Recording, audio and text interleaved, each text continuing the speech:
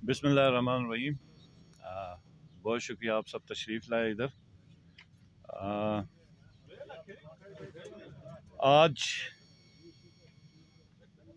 एक और शानदार फैसला आ गया इलेक्शन कमीशन का, और मैं तो एक तो अल्लाह का शुक्र अदा करूँगा और चीफ इलेक्शन कमिश्नर साहब का बहुत ज़्यादा शुक्रिया अदा करूँगा कि अगर वो ये हरकतें ना करते तो ये ज़ाहिर ही ना होता कि निज़ाम कितना नंगा है और कितनी बेचैनी है उनको पीटीआई और बिलखुसूस मुझे सज़ा देने की। हालांकि वो जिस पोस्ट पर बैठे हुए हैं उन्होंने कानून और आइन के दायरे के ऊपर चलना है, न कि किसी के इशारे के ऊपर चलना है। उन्हें अपनी ज़ाती पसंद नापसंद से हट के मेरिट पे और इंसाफ पे मबनी फैसले देने थे। तो ये जो आज का सिलसिला हुआ है, ये उसी चीज़ की कड़ी है जो पूरे मुल्क में चल रही है। आपने रिसेंटली पूरे मुल्क में देखा जिस तरीके से आरओज़ के दफ्तर में जो खेल तमाशा किया गया, उससे पहले इलेक्शन की डेट्स के ऊपर जो किया गया, तो वही चीज़ यहीं पर हो रही, वही अनासर कार है, ये कोई और बंदा नहीं है। और उनका एक ही एजेंडा है कि इस मुल्क में मुल्क की सबसे बड़ी पॉलिटिकल पार्टी को टारगेट किया जाए और उसका नाम निशान ख़त्म किया जाए। तो ये जो हरकत है ये किसी पॉलिटिकल पार्टी के खिलाफ नहीं है, यहाँ पर बसने वाले लोगों के खिलाफ, क्योंकि पॉलिटिकल पार्टी उस मुल्क की या उस खत्ते की एक नुमाइंदा जमात होती। तो आज अगर पीटीआई को पाकिस्तान में टारगेट किया जा रहा है तो वो पोल्स के हिसाब से 80% पाकिस्तानियों को टारगेट कर रहा है। जो भी इदारा कर रहा है वो पाकिस्तानियों के खिलाफ जा रहा है। और आज जो ये फैसला हुआ है और जिस तरीके से हुआ है, तो ये पूरे एक हलके और पूरी एक कौम के खिलाफ हुआ। तो ये किसी इंडिविजुअल के खिलाफ नहीं जा रहे हैं। वो गलती और नादानी उनकी ये है कि वो समझते हैं कि शायद किसी एक को टारगेट करें, लेकिन वो टारगेट कर रहे हैं पाकिस्तानी कौम को, जबकि इनकी अव्वलीन जिम्मेदारी है कि इस कौम के अंदर बैलेंस, मेरिट के ऊपर, जस्टिस के ऊपर, लॉज जो बने हुए हैं उनके मुताबिक हम लोग उन्हें फैसले करें। और चीफ इलेक्शन कमिश्नर साहब का तो जब भी हमारे को मिलने जाते थे तो वो मजबूरी, अपनी लाचारी जाहिर करते थे। मैं मजबूर हूं, ऊपर वालों को मना लो, ऊपर वालों का बड़ा प्रेशर है। अब ये कौन ऊपर वाले? और मतलब इसमें इतनी भी शर्म नहीं है कि भाई चलो ऊपर वालों ने कहा तो तुम ये मुंह से ना निकाल लो। अपनी इतनी बेबसी जाहिर ना करो कि मैं बेबस हूं, मैं लाचार हूं, मैं देना चाह रहा हूं, मैं तो मेरिट पे फैसला करना चाह रहा हूं, लेकिन मेरे पे प्रेशर है। अब बहरहाल, और फिर जो ऊपर वालों के साथ जो हमारे कुछ मेंबर असेंबली मिले उन्होंने भी मुझे आके बताया कि भाई बात ये है कि ये सीट अगर हमने फैसला होने दिया तो ये अदम एतमाद होगी, अदम एतमाद होगी, जो कि हम किसी सूरत में बर्दाश्त नहीं कर सकते। भाई तुम हो कौन? ये अवाम का फैसला है, तुम अवाम से बालातर तो नहीं हो, तुम कानून और आइन से बालातर तो नहीं हो। ये तो हमने 1947 में आज़ाद किया। वो जब ईस्ट इंडिया कंपनी होती थी जहां पे एक बंदे की मर्जी होती थी, या उससे पहले मुगल बादशाह तो थी, वो दौर तो हमने खत्म किया। हम तो पिछले 75 साल से ये समझ रहे थे कि ये एक ऐसा मुआशरा है जहां पे शख्सी फैसले नहीं होंगे। कोई शख्स, कानून और आइन से, कोई इदारा, कोई भी पावरफुल गवर्नमेंट ऑफिशियल है, वो किसी भी आइन और कानून से बालातर नहीं होगा। नहीं, यहाँ पे तो सिर्फ 25 करोड़ अवाम गुलाम है, बाकी सब आजाद है। आइन कानून की तो कोई हैसियत ही नहीं रही। जो अफसोसनाक बात है वो ये है कि कल देखें, जब एक हम इलेक्शन जीत गए तो उसी वक्त आरओज और डीआरओज को कहा कि आपने फैसले नहीं देना, आपने फैसले नहीं देना, ये रिजल्ट नहीं देना। क्यों नहीं देना? कि अभी हमारे पास दरखास्त आनी है। दरखास्त आई नहीं है, दरखास्त आनी है तो आपने इसको रोकना। आरओ ने इनकार किया, डीआरओ को अप्रोच किया गया, लेकिन मैं दाद दूंगा जो आरओज डीआरओज जो जुडिशल ऑफिसर्स थे, उन्होंने जिस किस्म के प्रेशर के खिलाफ खड़े होकर मेरिट के ऊपर जो फैसले दिए, ये यही वजह है कि पीटीआई जुडिशल आरओज मांग रही थी, जुडिशल डीआरओज मांग रही थी।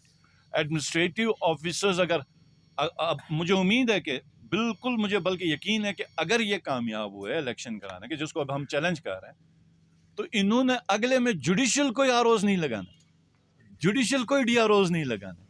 इन्होंने अपनी मर्जी के कोई एडमिनिस्ट्रेटिव ऑफिसर लगाने जिसके तहत इनकी ख्वाहिश होगी इलेक्शन हो। मंडे को इन्होंने स्टे दिया। हमारा 9 सितंबर का इलेक्शन था, 11 सितंबर को इधर से स्टे दिया और उस वक्त तक फोन पे वर्बली इसने रिजल्ट रुकवाया चीफ इलेक्शन कमिश्नर साहब, क्योंकि इनको बहुत जल्दी थी, इनको ऑर्डर्स थे बकोले इनके। ठीक हो गया। उसके बाद एक इंक्वायरी ऑर्डर होगी उस दरखास्त के ऊपर। अब ये आपने गौर से सुनना, उस इंक्वायरी के ऊपर कुछ नहीं निकला, कुछ भी नहीं निकला, सारी चीजें हमारी फेवर में। इंक्वायरी रिपोर्ट्स हमने अपीलेट कोर्ट में भी जमा की।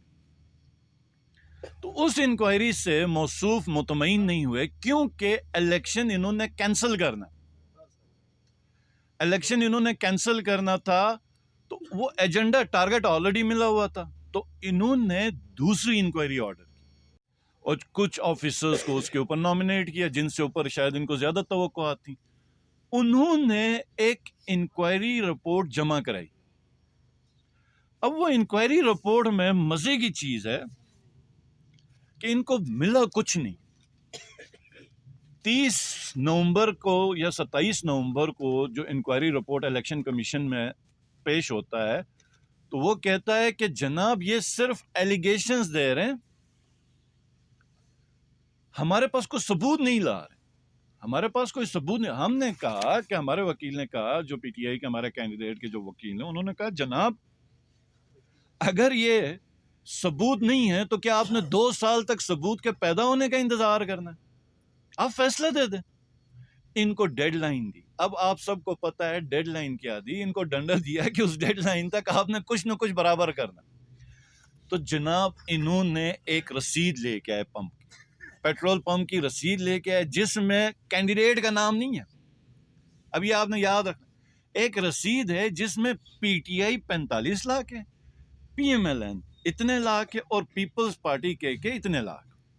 हम पीटीआई का 45 लाख रखा, बाकियों का को 19 लाख और किसी को 12-13 लाख रखा, और नीचे कैशियर के 10 है। ठीक हो गया। हमें पता चला तो एक इंतहाई बोगस जिस वक्त रिपोर्ट थी, तो हमारे जो जो थे उधर एरिया में, जो हमारी ऑर्गेनाइजेशन के पीटीआई के, उन्होंने राब्ता किया कि क्या ये फिगर्स आपने दी हुई हैं, क्या ये हमने, उन्होंने कहा नहीं हमने परचेज, आपने तो ये परचेज नहीं की। उन्होंने कहा, हमने कहा फिर आपने फिगर्स कैसे दी? तो उन्होंने कहा हमने तो फिगर्स नहीं दी हैं। जब उनको, क्योंकि हमें रिपोर्ट की कॉपी मिली थी, उनको दिखाया गया तो उन्होंने कहा नहीं ये हमारी रसीद है, नहीं ये हमारा साइन है। तो फिर जब उनको ये पता चला, उन्होंने उस इलेक्शन कमीशन में ये बयान हल्फी अटेस्ट स्टाम्प पेपर में दिया, जिसमें ये कहते हैं कि मैं वजाहत अली बहादुर, ये मेरा शनाख्ती कार्ड नंबर सिंधी ये गोजाल का है, तहसील गिजर, हल्फिया बयान दे रहा है कि मेरे दस्तखत के साथ एक सेल्स बाबत फरोख्त पेट्रोल और डीजल बदौरान ज़िमनी इंतखाबात हल्का 13 GB अस्तौर 1 साल 2023 एक इंक्वायरी कमेटी के सामने पेश की गई, जो कि सरासर जाली है और मज़कूरा स्टेटमेंट एक जाली लेटर पैड बनाकर जाली दस्तखत करा के जमा किए गए, उसका हकीकत से कोई ताल्लुक नहीं, और न ही दस्तखत मेरे हैं बरोए गवाहान, ये सारा कुछ करके। और फिर उसने डिमांड भी की है कि जिन्होंने जमा किए ये पीएमएलएन के कैंडिडेट ने खुद जमा किया हुआ, और इसने रिक्वेस्ट की है कि आप इनके खिलाफ कार्रवाई करें, एफआईआर करवाएं। अब ये जो पीएमएलएन का कैंडिडेट है, इसने तो एक जाली एफिडेविट नीचे हमारे केस में भी जमा करवाया था, तो इसके ऊपर तो अब 2 केसेस तकरीबन इसके सर के ऊपर है। अब इसके ऊपर ठीक हो गया, जिसका दस्तखत वो आके कहता मेरा दस्तखत नहीं है, चीफ इलेक्शन कमिश्नर ने फैसला देना। अब इस आर्ग्यूमेंट पे, बहस पे उस दिन वो खामोश हुआ, कुछ नहीं बोल सकता। उसने कहा 4 तारीख, हालांकि केस उसी दिन खत्म हुआ। हमारे जो एडवोकेट थे उसने केस उधर ही खत्म किया, लेकिन चूंकि अब डिसीजन नहीं बन पा रहा था, री इलेक्शन करवाना था, तो इन्होंने कहा कि फैसला महफूज है। वैसे इस मुल्क में सिर्फ फैसले महफूज हैं, बाकी कोई महफूज नहीं है। तो उसके बाद हमें काफ़ी इंफॉर्मेशन आई, हमें पता चला इनकी क्या इंटेंशन है।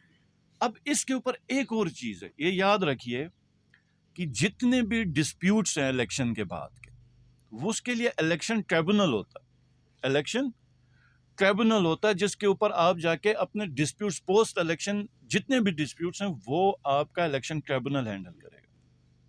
तो इन्होंने जिस एक्ट के ऊपर किया कि इलेक्शन रिजल्ट रोकना, नोटिफिकेशन नहीं करना, उस पे एक मखसूस उसके ऊपर चीफ इलेक्शन कमिश्नर इंक्वायरी कर सकता है अगर प्रैक्टिसेस गलत है। ठीक हो गया। लेकिन उसमें सिर्फ और सिर्फ 60 डेज दिए गए। 60 दिन के बाद इलेक्शन कमीशन अपना इस्तेहकाक खो देता है। हमारे जो लॉयर हैं उसके बार बार एजिटेट करने के बावजूद भी इलेक्शन कमीशन को बहुत ज्यादा शौक है ये सुनने का, इंतहाई कोई शौक है, उसने कोई बड़ी भारी जिम्मेदारी पूरी करनी है।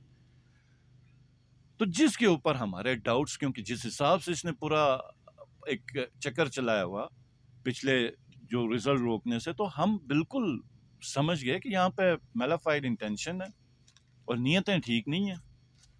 तो हम चीफ कोर्ट गए, 2 तारीख को चीफ कोर्ट गए कि जनाब 60 दिन हो गए, उसके बाद ये अपना इस्तेहकाक खो बैठा है, तो आप बराए मेहरबानी इनको डायरेक्ट करें कि अब नोटिफिकेशन करें और फर्दर प्रोसेस ये खत्म, क्योंकि वो जिस कानून के तहत था वो कानून के हिसाब से इसका इस्तेहकाक खत्म हो चुका। तो 3 तारीख को वकील ने कैंडिडेट के बिहाफ पे पिटीशन दायर की, जिसको काफ़ी बहस के बाद, काफ़ी केस लॉज मांगने के बाद आखिरकार चीफ कोर्ट ने इसको अलाउ किया और नोटिस किए।